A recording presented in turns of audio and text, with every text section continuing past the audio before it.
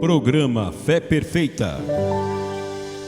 Que maravilha, que oportunidade gloriosa, que momento bom. Esta é a hora do meu shalom. Shalom quer dizer paz, saúde, integridade, prosperidade. Que o shalom esteja na sua casa. Jesus é que disse, chegando numa casa, a saúde com o shalom. Se for digna aquela casa, daquele shalom, ele repousa sobre aquela casa. Se não for, retorna para vós. Eu espero que a sua casa, a sua vida seja digna de saúde, de paz, de prosperidade, de uma vida íntegra, hein? Da bênção de Deus. Este é o programa Fé Perfeita e eu sou o pastor César Augusto falando sobre Hora dos Milagres, falando sobre os milagres da Bíblia, falando que a Bíblia é um livro que registra em cada capítulo um milagre. Eu quero hoje voltar ao princípio com você e lembrar de como Deus fez o homem. A Bíblia diz que Deus, quando criou o homem, macho e fêmea o fez. Todos nós conhecemos que este milagre aconteceu assim. Não existia nenhum ser humano. E Deus disse, haja, seja criado. O homem foi criado pelo poder da palavra falada de Deus. Então, não apareceu um homem, fisicamente falando, como eu e você, mas foi criado a parte interior do homem, que é seu espírito. É o que nós temos de imagem e semelhança de Deus. Deus não é gordo, magro, alto, baixo, preto, branco, bonito ou feio. Não, Deus é um espírito. E o homem foi criado no seu princípio para ser como Deus, um espírito que haveria de governar um planeta que Deus houvera preparado e colocado vida sobre ele. Este é um milagre. Então, quando o homem é criado, Deus diz aqui na Bíblia que este primeiro homem teve a oportunidade de dar nome a todos os animais. Então, quem colocou o nome daquele animal leão não foi Deus, foi um homem. Quem colocou e chamou boi não foi Deus, foi um homem. Deus apenas deu esta liberdade. A capacidade da mente de Adão, o primeiro homem, era de uma maneira semelhante à de Deus. Não havia pecado. Então a mente estava na sua força total. E ele estava aqui para dirigir o planeta, ele era aqui filho de Deus. O filho de Deus era um Deus menor. Então, o milagre da transposição, de passar por cima dos mares, de chamar a existência, de nomear as coisas. Mas aí a Bíblia diz que quando Adão fez todas estas coisas, Deus olhou e viu que não era bom Adão ficar só. Só que Deus não criou um produto separado do homem chamado mulher. Não, o milagre está aqui. Deus faz o Adão dormir e tira do Adão a mulher. Então a mulher, ela é advinda do homem. E por quê? Porque a Bíblia diz lá no livro de Malaquias que Deus criou o homem sobrando espírito. Então este Deus da Bíblia que opera milagres, ele é um Deus que eu quero dizer assim, separador. Ele separou a luz das trevas, ele separou a água doce de água amarga. E agora ele separa a parte masculina da parte feminina. Então, nós temos o homem e a mulher. São duas coisas distintas. Ambos são de Deus, mas ambos têm tarefas, deveres e direitos diferenciados. Então, não tem que julgar e tentar fazer a nossa Constituição diz todos somos iguais perante a lei. Isto é uma lei humana. Mas entre Deus, ou com Deus, há uma diferença entre homem e mulher. desde a sua composição física, como a maneira de vestir e como também as suas atribuições. Um homem nunca jamais vai dar à luz e uma mulher nunca será um reprodutor como é o homem. O homem tem suas obrigações e as mulheres têm suas obrigações. Há uma diferença gritante. Hoje querem dizer que você nasce com um sexo indefinido. Isso é mentira. Você pode olhar na sua composição biológica que você vai ver que você nasceu diferente. Então, isto é uma coisa que nós precisamos fixar aqui. Então, quando Deus fez o homem separado da mulher e disse ao homem, crescei, multiplicai e enchei a terra, eu devo parar aqui para lembrá-lo que esta palavra foi proferida antes de existir o homem físico e a mulher física. Porque a Bíblia diz que Deus criou o homem segundo sua imagem e semelhança no capítulo 1, verso 26 do livro de Gênesis. E no capítulo 2, verso 3 ao verso 5, diz: o Senhor ainda não havia feito chover sobre a terra, pois não havia homem para lavrar a terra. Então, os críticos dizem, está vendo, a Bíblia é um livro de contradição. Está dizendo que Deus criou aqui e aqui já não tem homem, no capítulo seguinte. Não havia ainda o Senhor formado. A diferença entre criar é fazer aparecer do nada. Formar é dar forma. Então Deus criou este ser espírito, semelhante a ele, que é o homem interior, e agora deu forma física a este homem. Então pegou ali, por exemplo, nós vamos pegar a pata do chimpanzé, a mão do chimpanzé, o diafragma do urso e vamos aproveitar e fazer aqui no homem. Então aí o homem se perdeu. A ciência se perde, quer dizer que o homem é produto do macaco e alguma coisa dessa natureza. Essa é uma coisa que nós precisamos ter consciência. Nós não viemos do macaco, nós somos imagem e semelhança de Deus. Eu quero lembrar a você que, então, separando, Deus, então, resolveu pegar do pó da terra, formar uma forma física e colocar o homem dentro, e depois tirou a mulher de dentro desse homem. Agora, então, a ordem de crescer e multiplicar e encher a terra já havia sido dada, quando nem ainda havia homem em carne humana, e quando não havia mulher também em carne humana. Então, você vai ver que nós estamos aqui falando de casamento e não apenas de acasalamento. Há uma diferença nas palavras, ainda que sejam bem próximas, casar e acasalar. O casamento genuíno é um milagre. E o acasalamento é um desastre. O que nós temos hoje na sociedade diante de nós, pouquíssimos casamentos. E o que temos diante dos nossos olhos, muitos acasalamentos. É por isso que você tem a troca de mulher e a troca de marido, porque, na verdade, lá dentro no homem interior não estão casados, estão juntos aqui do lado de fora, nessa carne, acasalados, fazendo sexo e procriando. Mas lá dentro, a alma, o espírito, não se casam, ou seja, não tem a unidade, não tem o mesmo motivo, não tem o mesmo objetivo, não puxam para o mesmo lado. Então você tem a gritante diferença entre casamento, que é um milagre, que são duas pessoas criadas em família diferente, em lugares diferentes, que se encontram e se amam de maneira, não estou falando de paixão, estou falando de amor, que se amam, que se combinam de se protegerem, de cuidar um do outro, de criar filhos, de ter um lar, de ter uma família. E aí a Bíblia diz, nem nada separa. Aquilo que Deus uniu, nada separa.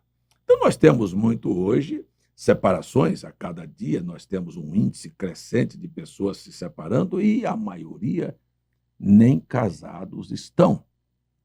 Nem casados estão. Então, quando eu estou falando sobre casamento aqui e sobre procriação, deixa eu entrar um pouquinho mais nesse assunto. Assim, o que é casamento para você? Eu estou dizendo que é um milagre. Encontrar alguém que realmente vai te valorizar e vai te fazer feliz e vai te respeitar e vai te honrar e vai viver todos os dias fiéis a você e vai construir uma família e vai ser exemplo e vai deixar para as gerações futuras referência. Isto é uma coisa muito pequena. Então, é um milagre. Agora, gente que tira uma moça da casa do pai e, e daqui um pouquinho está traindo, está batendo, está agredindo, está tratando mal, e isso não é casamento. E uma mulher que faz também essas coisas, ela não prova que não está casada. Então, eu quero, baseado nisto, estou aqui estudando São Mateus, estou falando aqui um pouco, vou falar um pouco sobre casamento e divórcio. O que realmente é casamento? Casamento são duas pessoas que, é o que eu já disse, que se conhecem e se propõem a cuidar um do outro respeitosamente e transformar a vida do outro em um verdadeiro lugar de felicidade. Você pode olhar que é muito pouca gente vivendo este nível. Isso é casamento. Casamento não é o fato de você ir ao cartório e assinar um papel diante de um juiz. Se aquilo fosse casamento, aquilo não se dissolvia. Uma outra mulher não dissolvia, ou uma infidelidade não dissolvia. Por quê? Porque você realmente estava casado. Então, nós temos o equívoco na sociedade e nós temos a maioria dos pastores e padres julgando o casamento por um pedaço de papel que você recebeu lá no cartório. E isso não é casamento. Casamento é algo muito maior. Eu estou aqui falando de um assunto bastante polêmico, mas esta é a verdade. Então, o que nós realmente precisamos ter coragem de encarar? O Brasil, aqui na cidade do Recife mesmo, nós tivemos aqui, em 1800 e alguma coisa, a prisão de um pastor, porque estava ministrando um casamento entre um moço e uma moça, e a igreja não tinha autorização para fazê-lo. Por quê? Porque antes da primeira Constituição do Brasil, o país não era laico. Então, o país era um país católico e só tinha autorização para fazer casamento a Igreja Católica.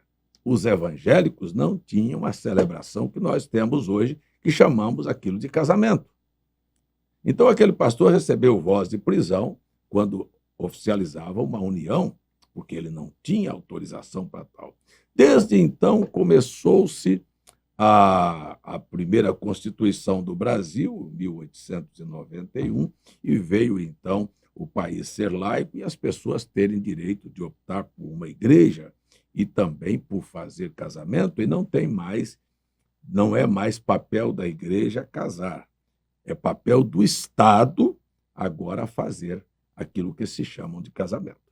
Mas a verdade é, nem o Estado, nem a igreja casa ninguém. Quem casa as pessoas é o homem interior, é o princípio, é Deus, é a alma, é a consciência do que eu já estou falando dentro deste programa. E isto não é o que é visto. Então, nós temos muitas pessoas que se dizem estar casadas e estão respeitando aquilo que nós chamamos de um casamento suportável. Você está suportando aquela mulher ou aquele homem porque você não quer dar um escândalo. Você está suportando uma condição porque você não quer decepcionar os filhos, ou o sogro, ou a sogra, e você não quer criar um problema. Mas aquilo nunca houve, nem há uma união e nem há um amor e um desejo de fazer o outro feliz. Nós temos, olha, muitos casos, eu sou pastor e vejo isso constantemente. E temos a hipocrisia da religião. Que coisa mais, não é? A religião hoje, tanto a católica como a evangélica, não casa, é o Estado que casa. Mas temos a hipocrisia da religião de pastores que colocam julgos sobre as pessoas, eu vou dizer assim. Por exemplo, uma pessoa, antes de conhecer a fé, não conhecendo a fé, não conhecendo o evangelho. Então, o que ele faz? Ele vai ali e arranja uma mulher, e a mulher arranja um homem, e vão viver uma vida que eles chamam hoje de estável, não é? União estável. Eles vão viver juntos.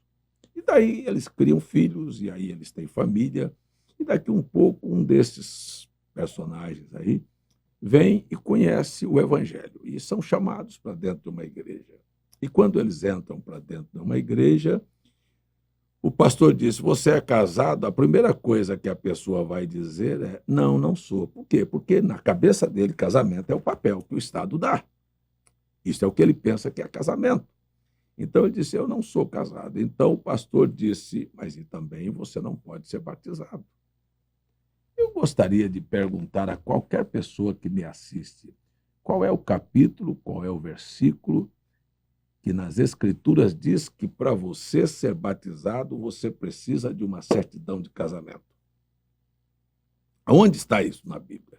Ah, não está. Então isto não tem nenhuma validade. Não, mas isto é uma coisa que a igreja inventou. Pois é, a Bíblia diz que isto são, na verdade, doutrinas de homens. Já imaginou você, Pedro, no dia de Pentecostes, a descida do Espírito Santo, 3.000 pessoas se convertem. E Pedro diz: cadê sua certidão de casamento para mim te batizar? Se você não trouxer a sua certidão de casamento, eu não posso te batizar. Ora, meu amigo, não é assim na Bíblia. A Bíblia diz: creu e foi batizado. Foram batizados, aquele dia, quase 3.000 pessoas. Jesus nunca ensinou isso, a Bíblia nunca ensinou isso. Mas por que as pessoas ensinam? Porque, na verdade, eu não quero ofender. Crer na Bíblia é um milagre. Quer que eu repita? Crer na Bíblia é um milagre. As pessoas, elas deixam de crer na Bíblia e acreditam no pastor, acreditam no padre, acreditam no que a igreja ensinou, e não importa se você mostre a Bíblia para elas. Por quê? Porque, na verdade, elas nunca viram o milagre e a vida delas também não é o milagre. Então, nós temos que voltar atrás e rever esses quadros, olhar estas coisas de frente. Quando, aqui no Brasil, não se podia ministrar um casamento porque não era papel da igreja, não era papel do Estado, era papel da igreja, como é que os crentes se casaram antes de 1891? Como? Hein? Eram estes os assuntos. Como foi que a igreja se casou, os jovens, durante as eras negras, as perseguições impostas sobre a igreja durante os séculos? Foi no cartório? Não. Então tem que haver uma saída. Tem que haver uma saída. Então este casal, que tem filhos, que vivem juntos, que são felizes, não podem ser batizados porque a igreja não permite. Mas a hipocrisia da religião diz: mas nós recebemos o seu dízimo, a sua oferta é aceitável. Deus aceita dinheiro, mas não aceita uma alma convertida. Hein? Deus aceita dinheiro, o dízimo e a oferta, mas alguém que quer se arrepender e cuidar da sua vida não aceita. Eu quero dizer a você que eu batizo qualquer pessoa, eu não oficializo o adultério de você estar trocando de mulher e depois se esconder dentro da igreja. Estou falando de pessoas que não conhecem e que agora passam a conhecer, e agora eles querem acertar a vida. E como é a sua indicação?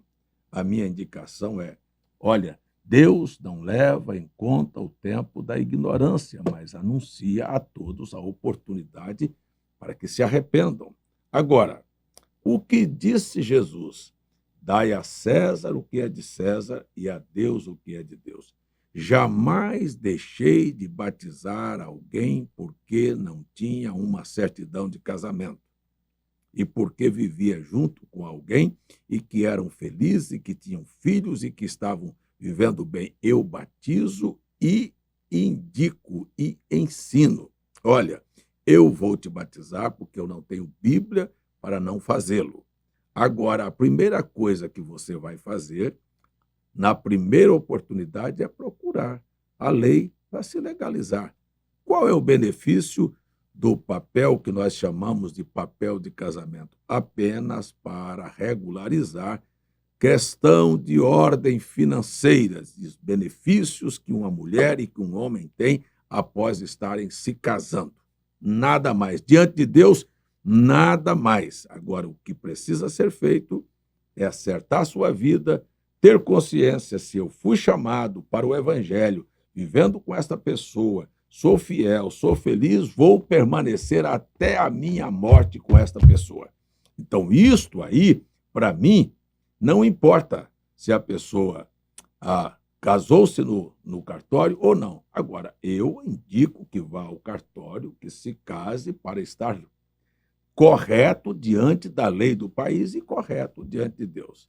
Então, isto é uma coisa milagrosa, vir aqui falar uma coisa desta em público. Você disse, mas que milagre é esse? Deus está me dando uma resposta sobre a questão de casamento, de como me comportar. Tudo isto, você pensa que não? É um milagre que Deus está cuidando da sua alma. Jesus disse que um homem não deveria deixar sua mulher e repudiá-la e casar com outra, a não ser por causa de prostituição ou de fornicação.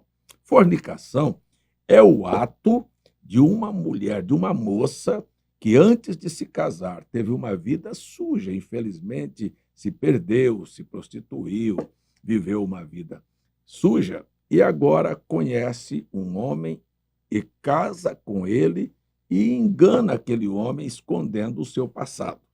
Então, Jesus disse, quando isto vem à tona e que ainda que ela venha dizer a ele, olha, eu fiz tal coisa e não me confessei, a minha consciência está doendo, aquele homem tem direito, presta atenção, não é dever, é direito. Ele pode repudiar esta mulher porque ele foi enganado, ele não se casou no princípio, aquilo foi uma mentira. Então, onde há mentira, Deus não pode operar. Então, simplesmente, Deus não une uma coisa baseado em mentiras. E por isso Jesus estava dizendo que ele podia se separar e agora fazer a coisa da maneira verdadeira. Isto é a Bíblia. Isto é o que ensina as Escrituras. Um outro fator não é porque eu me casei, ela era bonita, agora ficou feia. Eu me casei, eu pensei que ela ia me tratar e agora, bem, ela não está me tratando, eu vou largá-la para casar. Isto tudo está errado. Isto é uma troca que Deus vê isto como um ato errado. Mas como é que nós devemos fazer o correto?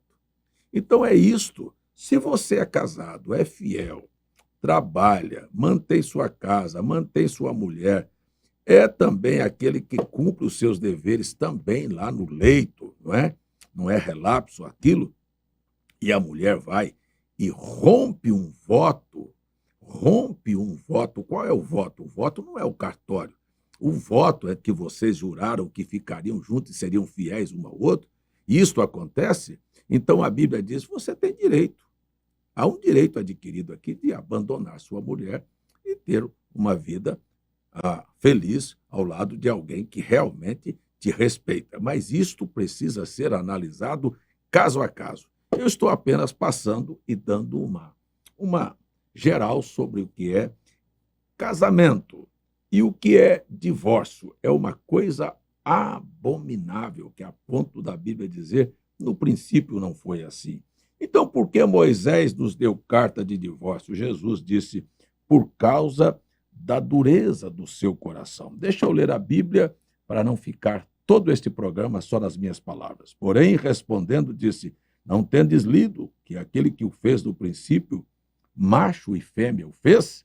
Estavam todos unidos lá no princípio, homem e mulher, sobrando o espírito, era parte um do outro. Então disse assim, e disse, portanto, deixará o homem seu pai e sua mãe, se unirá à sua mulher e serão ambos uma só carne. E eu paro aqui para dizer, como é que eu posso dizer que eu estou casado, sou uma só carne com a minha mulher e vou trair a minha própria carne? Ou vou agredir a minha própria carne? Eu vou bater na minha própria carne? Eu quero dizer, não é necessário ter lei Maria da Penha. Não, é necessário ter temor de Deus. E isto é um milagre. Ter temor de Deus, você passa a respeitar a outra pessoa como sendo você mesmo, porque você se tornou uma carne com aquela pessoa. Espero que isto tenha ajudado você a compreender um pouquinho mais sobre vida conjugal, sobre casamento, sobre fidelidade, sobre respeito e sobre o que é apenas estar juntos e acasalado, fazendo sexo e criando filhos numa sociedade desorganizada, sem valores como nós estamos vendo. Eu chamo você para orar porque meu tempo acabou. Pai, gostaria de pedir a bênção do Senhor para os lares, para as famílias, para as pessoas que realmente estão casadas, para estas pessoas que querem se arrepender e acertar em suas vidas. Eu gostaria de oferecer esta oração para que o Senhor abençoasse de maneira poderosa e milagrosa todas as famílias e que o resultado de um programa desse, de uma conversa, de uma meditação dessa, seja extremamente positiva na vida de todo o teu povo. Em nome de Jesus, eu invoco a tua bênção e peço em teu nome. Amém. Pois é, o meu tempo acabou, mas não acabou a oportunidade de você continuar junto comigo. É só se inscrever nos meus canais aí nas redes sociais, no Instagram. Se inscreva, Pastor César Augusto, e nos siga. E também se inscreva nos nossos canais no YouTube, tanto Pastor César Augusto, como também Fé Perfeita. Vá lá, se inscreva, faça parte desta grande família e vamos para os grandes milagres de Deus na sua vida. Um grande shalom.